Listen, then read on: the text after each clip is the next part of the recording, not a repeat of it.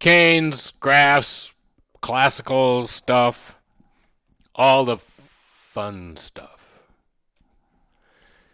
Let's go back and remind ourselves how interest rates come about in the classical world. So a classical economist would say there's a market, and that market is the market for savings versus the demand for investment. So there's a supply of savings, there's demand for that savings to create investment.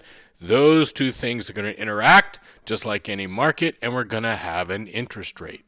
Savings and investment are always equal because the interest rate is the price of both. It makes them equal. Keynes not going to buy this argument, right? Keynes says savings come from income. Our savings are dependent on our income, not the interest rate. We look at the income we have, and that's what determines our savings. And two, investment is primarily determined by people's expectations. In the Keynesian world, where it's interest rates in the classical world, and Keynes doesn't ignore interest rates, they're there, but people's expectations are more important. So at the bottom of the Great Depression, when banks were loaning money at 0.5%, nobody wanted to borrow it, because why would you build a new factory if you're not using your old factory and you don't see an end to this depression anywhere in sight? So it's these expectations that are more important. So the thing that drives savings is not the thing that drives investment, and poof, we need a new theory. So Keynes is going to talk about the demand for money in general and say we use money for three things. We use money to spend, to make transactions, to buy a pizza. We put some money away, precautionary, so we save, but that's savings for precautionary purposes. That's only part of why we want money. And three, we hold on to cash because we think there might be a good opportunity for it. So if you're a rich person and you've got a lot of money sitting around, you don't just throw it into something. You're going to look for something that's good. Keynes calls that speculative demand. What it means is that you're going to hold on to that money when interest rates are low because you want somewhere good to put your money, and the higher interest rates you get, more and more people putting their money into something, there's an opportunity cost to not putting your money into something when interest rates are high. So we get a regular old demand curve, but it's the demand for money. It's not just savings. There's three reasons why we want money, and they're going to create this savings line in the classical world. But in the Keynesian world, it's just going to be the amount of money demanded by people. So we can draw this graph. The green line, the downward sloping green line, is the money demand. That's how much money people want. How much money do they actually have? Well, that's the money supply. So the money demand is how much money people want. The money supply is how much money people have. There's going to be one interest rate where the amount of money that people have is equal to the amount of money that they want. And that's what determines the interest rate, supply and demand for money. Now, why is the money supply straight up and down? Well, the money supply is controlled. It's controlled by the government. It doesn't just flex in a free market. It's controlled by the government. So the money supply line is straight up and down. What's that mean? Let's suppose it's now, and the Federal Reserve is dumping all this money out into the economy. And we'll talk about how we do that when we get to chapter 13. But they're dumping all this money out into the system. What effect is that going to have? Well, the black line's going to move over to the pink line. They're increasing the money supply. As they increase the money supply, there's more money out there. People need to take that money. How do we get them to want that money? Interest rates go down. So interest rates go down. There's all this extra money out there, lower interest rates. Is that what just happened? Well, yeah. The Fed's been dumping all this money and interest rates went down. Okay? So, what's that mean? It means the government controls interest rates. It means savings and investment are probably not equal because savings is a function of income and investment is a function of expectations. Let's repeat that very first line. The government controls interest rates. The government controls interest rates. Okay? Now, we need to be clear about one thing, is that the Keynes and the classicals both mean real interest. What does real mean? Remember that real means adjusted for inflation. So we take the nominal interest rate. The interest rate that you are actually paying is called the nominal interest rate. So if you sign a deal to buy a house and it says 4%, that's the nominal interest rate, and we subtract inflation out of that. So and that's the real interest rate. So if the nominal is 6%, if you sign a contract to pay 6% on a loan, let's say you're buying a car and it's a 6% car loan, inflation's at 2%, you're really just paying 4%, because the value of the money is going down by 2% and you're paying back with less valuable dollars than you borrowed. Okay?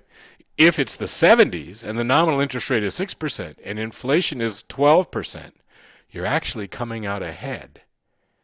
You're at minus 6%. The bank is paying you to borrow that money.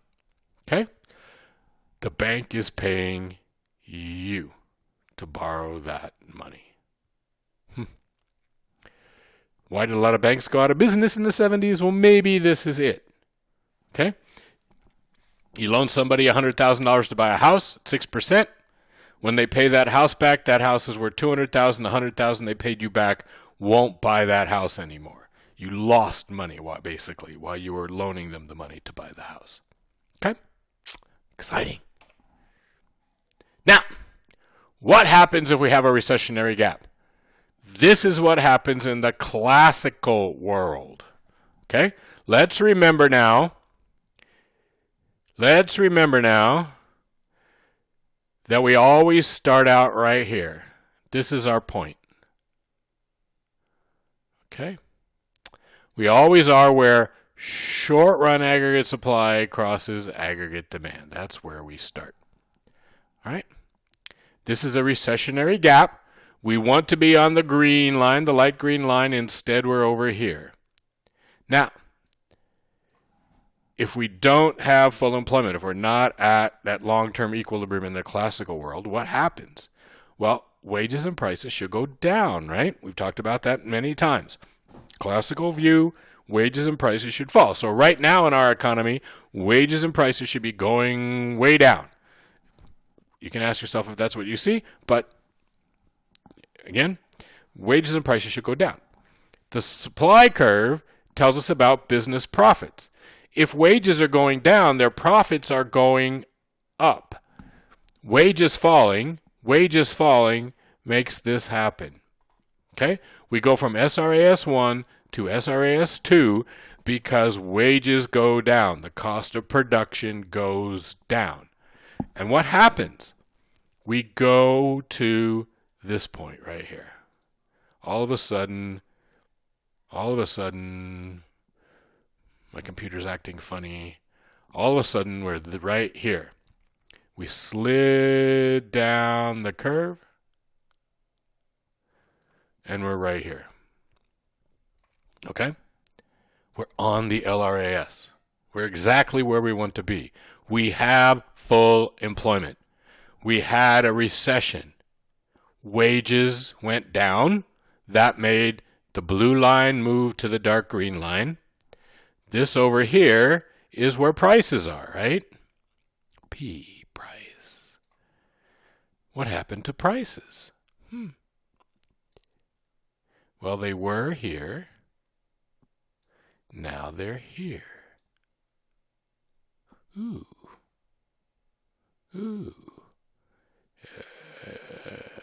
I hate PowerPoint.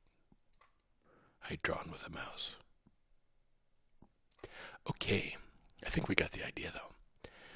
So wages go down. We move from SRAS 1 to SRAS 2. Prices go down. And we end up with full employment. Recession started. The only thing that happened was wages and prices fell, and we went back to having full employment. The economy fixed itself because wages and prices fell. Supply moved. Okay? Wages and prices fall. Supply moves. We fix everything. This is the classical way in the short run. Now, what about the long run? Well, the classicals think the world looks like this in the long run, where there's supply and demand, but prices come from demand and real GDP comes from supply, and the two of them really don't interact. So in the long run, aggregate demand decides how much inflation there is, and aggregate supply defines how much production there is. So those two things separate out in the classical world in the long run. Okay? Exciting. Now Keynes is the opposite. Keynes is about spending, and spending is in aggregate demand. So if we start out again here, and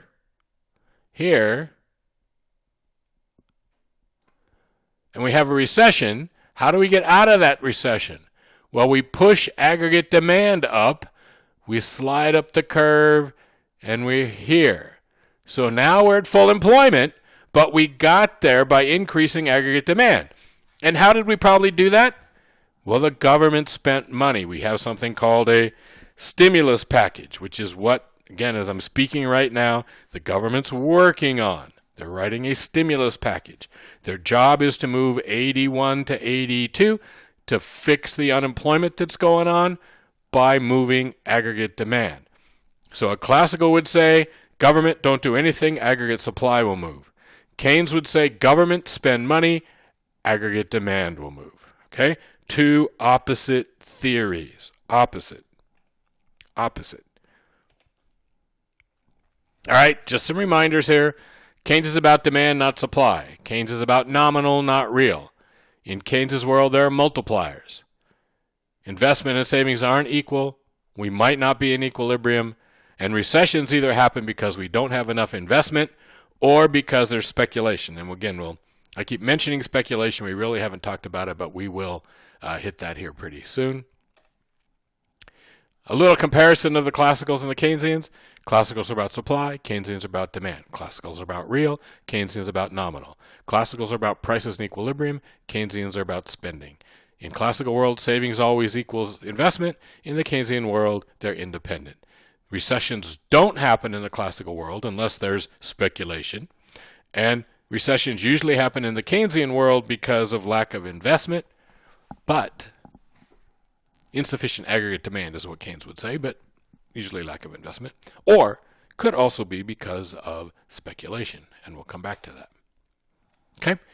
So classical economics can't explain the Great Depression, really. The Keynesians can't explain the 70s. The classicals, as we'll see, try to come back, and they try to explain the 70s, and that doesn't work.